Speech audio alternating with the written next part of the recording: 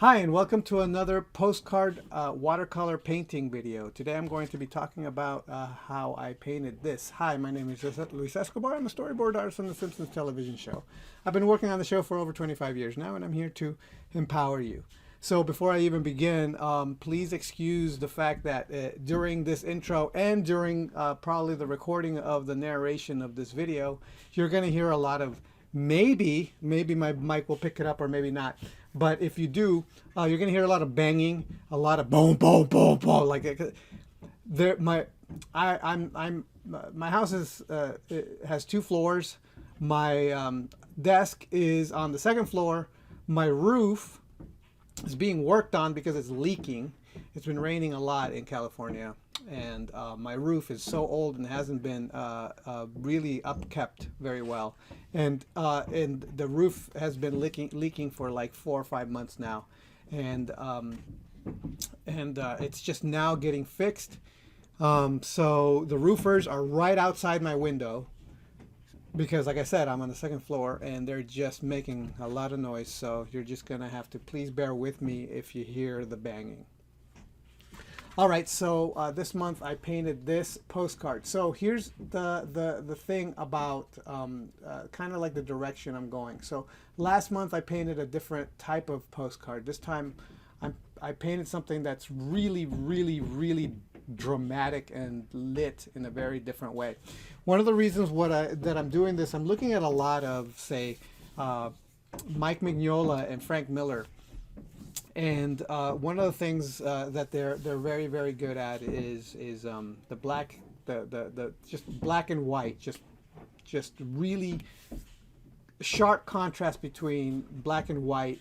They're really good at shaping the blacks and shaping the whites in a certain way. And I've been playing around and searching for a way to really push the light, right? Like really push the brightness of the white of the light areas of thinking about how to make luminescence, right? Like always the luminescence question for me. I want to play with light more, and I think that having looked at the way that Frank Miller and Mike Mignola tend to do it, because their shadow, it seems like a little bit less with Mignola, but something about the way that Frank Miller, especially in his Sin City type of art, something about that, because it's so black, there's so much black, that when he draws the light, and it's extremely, the light is actually very vibrant and luminescent because of the way that he draws the blacks. And I did once upon a time I did a Simpsons comic, and it was a biblical comic, and there was a moment where God gets mad at Abraham, played by Grandpa Simpson, Abe Simpson, hence the Abraham, and God like gets mad at Abe Simpson, and he cowers, and then it's just, and then I made it so that it was all light, and I realized that was one of the best effects that I've ever done when it comes to drawing light, because what I ended up doing was I blew out all the only detail you saw were the shadow shapes. And then there was no line work on Grandpa except for the shadow shapes that kind of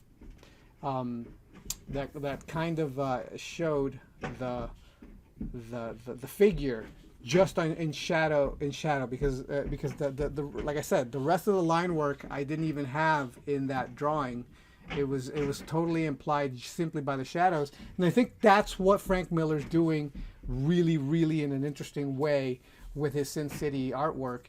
Mignola doesn't do that so much because he does have line work in it. So I'm thinking that I was going to do that the shadows were going to be everything, and then anything that was in light, I wasn't even going to add lines.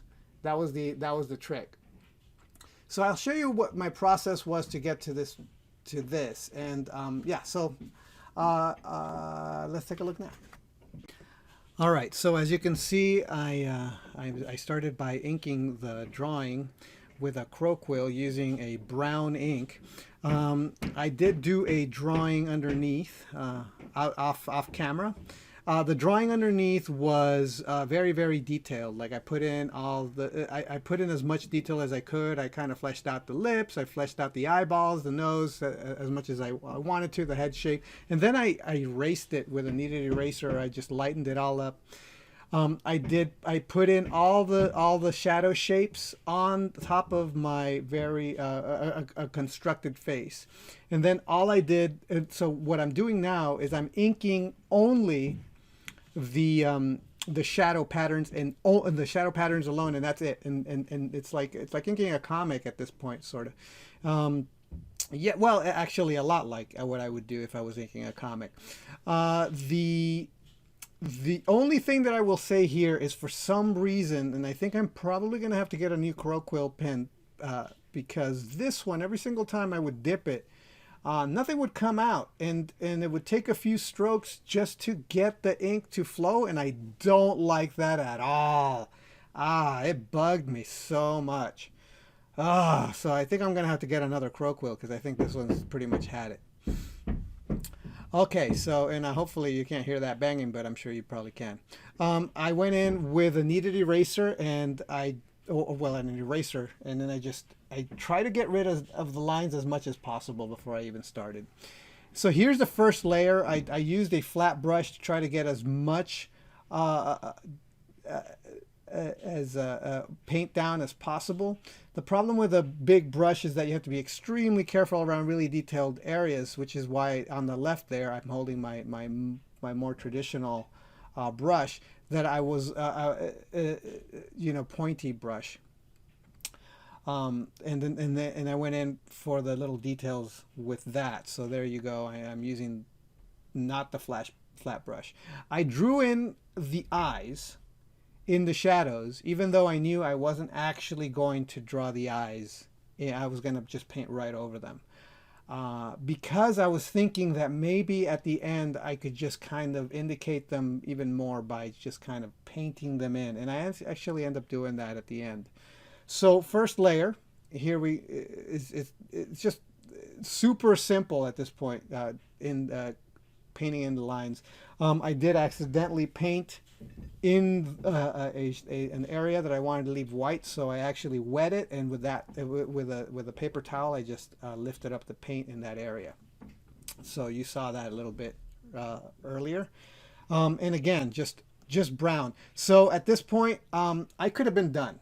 At this point I'm like, okay, but I decided I wanted to go a little bit more. I wanted to go darker with the values. So I went in with my blue. This is a French blue. I like ultramarine more because it's brighter, but French blue is way too gray. But oh well. I messed up there, so again I wet that area, and then I lifted up the paint. Mixing both the brown and the blue makes a gray or a black, right? Like it starts getting darker, the values start getting darker. The more thick or the more opaque or the more pigment you have on the brush, the darker it's going to be. If it's more watery, it's going to be a little bit lighter. It's going to be a little bit more gray and not so black.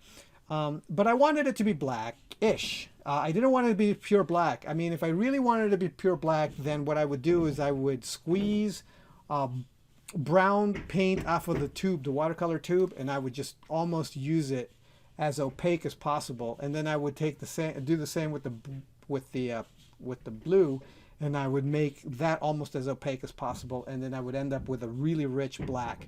But I didn't want a really rich black here. I just wanted it dark. That's it. Here I'm actually adding a little bit of purple. Just for variation. That's it. Just because I was like, what if I put purple? And then and I did, and that was it. So I finished. Actually, not really. I decided at this point that one, it needed the highlights, because I had eye highlights and I totally blew it. I totally screwed up and I didn't put eye highlights. So I have a gel pen, and I put the eye highlights in. Also, like I said, I put in the I put in the eyes, and in order to do that, I used the French blue, and I just put in the eye shapes in there, and that's it. Now I'm just erasing the lines, and again, there's that, and there's the eyes, the highlights, and I'm done. Hopefully that's been helpful. Thanks for watching, and I'll talk to you next time.